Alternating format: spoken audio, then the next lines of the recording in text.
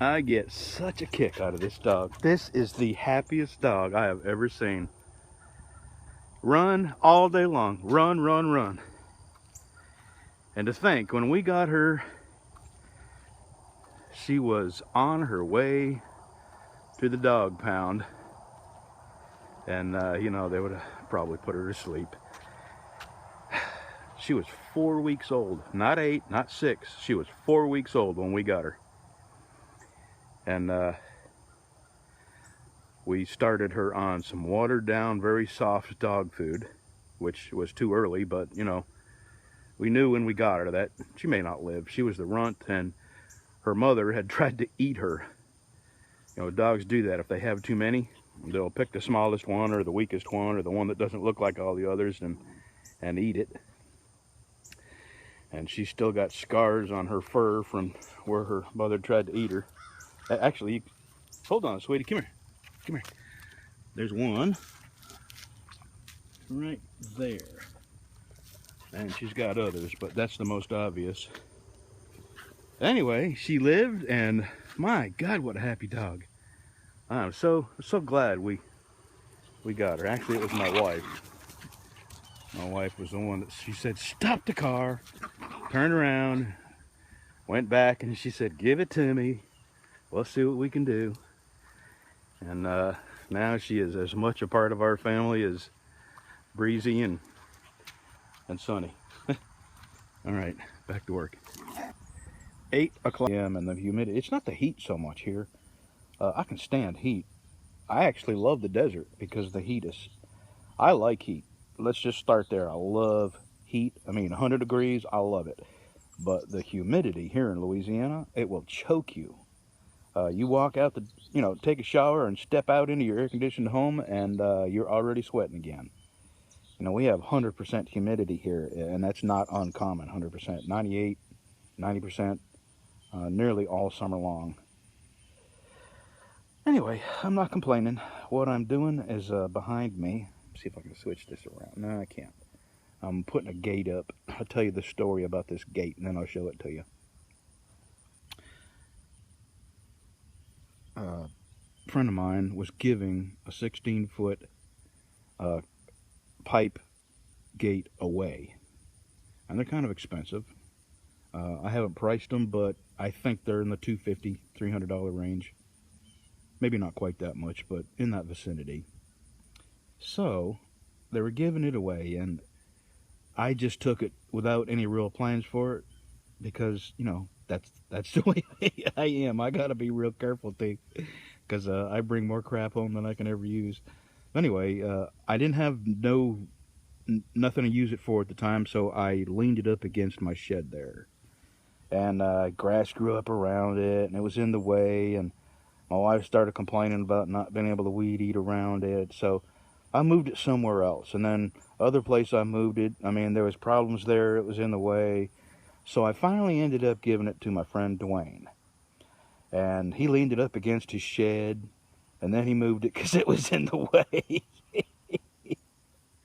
So a few days ago, I had to take my fence down behind me where I'm going to show you, because the water department had to dig down and fix their water line, and my fence is right just a couple of feet away from the water line. So I moved it.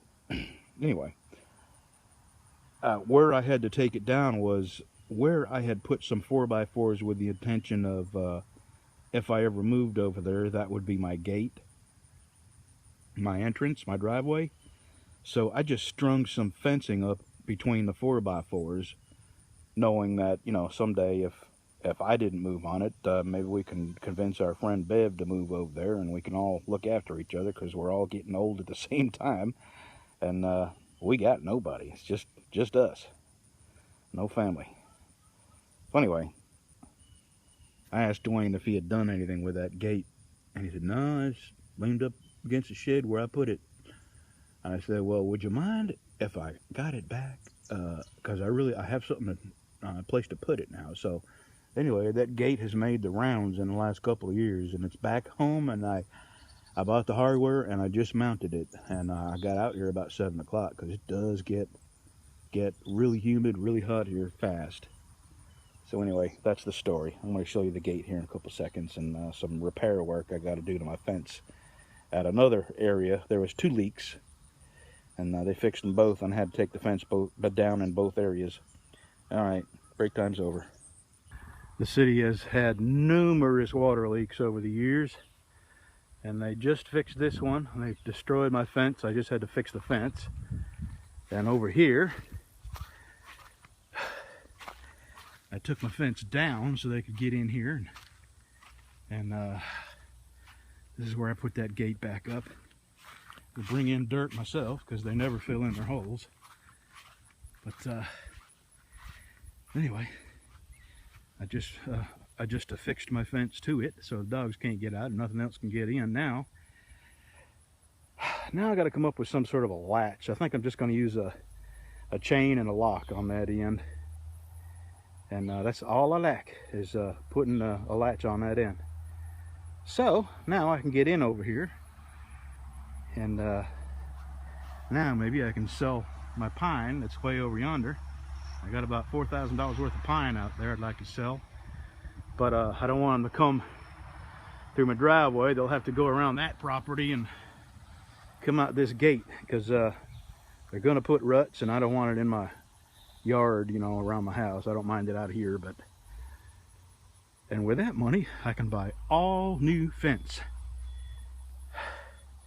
because for the last week my fence over yonder, from that corner down way down there, about 2.5 acres, no, it's more than that, it's about 1,000 feet, I have cleared on the outside of my fence about 10 feet back. And I've cut vines and poison ivy and all kinds of crap off the fence in preparation for me replacing that fence. And I'm going to go with 6 foot and 3 strands of stay the heck off my property barbed wire. So I got big plans. Anyway, this project nearly done. I just got to go find me something to use for a chain and a latch, and I think I'm going to put a cement block underneath the edge of that, because I don't want it sagging and warping this board here, because it's pretty heavy gate. Okay, that's all. All right, that project's done. I'm really glad to have that there. There's only been a few times when I really needed a gate over here, but you know, it's not something I'm going to use every day, but I'm really glad I have it. I just realized something. I'm gonna have to bring my 9/16 out here, and this is not setting down on that. Huh. I wish I'd seen that yesterday. Anyway, got my fence all attached to it, and I have a setting on some blocks just because I don't want the weight of this gate to hang on that pole. Got me a chain bolted here and on a hook there. Now, where this dip is in between those 2 4x4s, I had chicken wire there. The water, when it rains, runs downhill here and goes through that fence, and there's a ditch that goes down this way, all the way down to the bayou, which is at the end of the road. And I can't plug it up, and I have to keep it cleaned out, or else you know, the water backs up in my yard. So beneath the edge of the fence to the ground is about a 16-inch gap that I used to have chicken wire over, and over time the chicken wire is rusted, and you know, grass and debris have pushed it out. So today I gotta dig down and put some of this kind of fence there, so my dogs don't get out. The only reason they haven't gotten out there is because they haven't realized they could yet. And then over here there's another dip with about a foot gap beneath the fence. I gotta throw some dirt in there, fill that up, and see where the bushes stop here and then start up again over here. That woman there had a pool, and she used to run her hose out where my beautiful gardenias were growing great, and she used to run her pool hose out there when she would back flush and drain her pool chlorine right there, and it killed them bushes. Anyway, Now that she's gone, I could replant some gardenias there. My God, it is so steamy out here. My glasses have fogged up just standing here. And it's 8 o'clock in the morning. All right, let me get to work. This is what my neighbor's yard looked like. And it was like that all the way up to my fence. And there were trees and all kinds of crap. That's how far down I have had to clear. It's got to be 1,000, 1,200 feet from end to end. Now, they used to have their pool filter underneath the deck here. And they would run a hose right over here and drain their pool water over into my yard, where it washed out a whole bunch of dirt. And I'm fixing to get over there and fill that in. God, what's up? I don't cuss often, but these people that lived here, man, they were shitbags. Just absolute filth. In and out of prison, cops every day, just absolute white trash. I'm glad to see them gone. Unfortunately, the guy who bought this house is one of the slumlord HUD home owners, so now what I'll have is a single mother with 15 kids living in here, and she won't take care of the yard either, but I don't care what they do as long as they stay on that side of the fence. Oh yeah, I'll show you what I did down here. I'm kind of in a dip here, and the water flows down here, and it goes underneath this fence, and then it takes kind of a right and goes about a quarter mile down to the bayou. And if these people ever come and fill this in with dirt, I'm gonna have to do the same, otherwise I'll never get rid of the water here. All right. Oh yeah, that was chicken wire down there. And it rusted and rotted. There it is right there. So I had to pull it off and put some fence there, all the way from that 45 all the way to behind that bush there. So now no animals can get in here and hurt my dogs. Or I don't think, my dogs have never really paid much attention to getting out, but you know, that one day you're not watching them.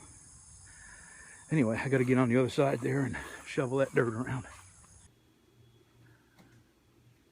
Most everybody knows that I've taken over the cooking in my house, and I used to hate Brussels sprouts, hate them, but I have really grown to like them since I've started cooking them in different ways. Like right now, my favorite way to eat Brussels sprouts is sauteed in a fry pan with a whole bunch of butter and a whole bunch of garlic. And I was reading on the internet about things you can do with Brussels sprouts. So I just tried a few of them. And what I did, according to the recipe, I boiled them just long enough to make them soft. Not really mushy soft, but soft enough where you could eat them without breaking a tooth, you know. And then you marinate them overnight in the Italian dressing. Now, it doesn't sound like it would taste good, but I just, you know, had some Brussels sprouts. I thought I'd give it a try. I'm going to try this.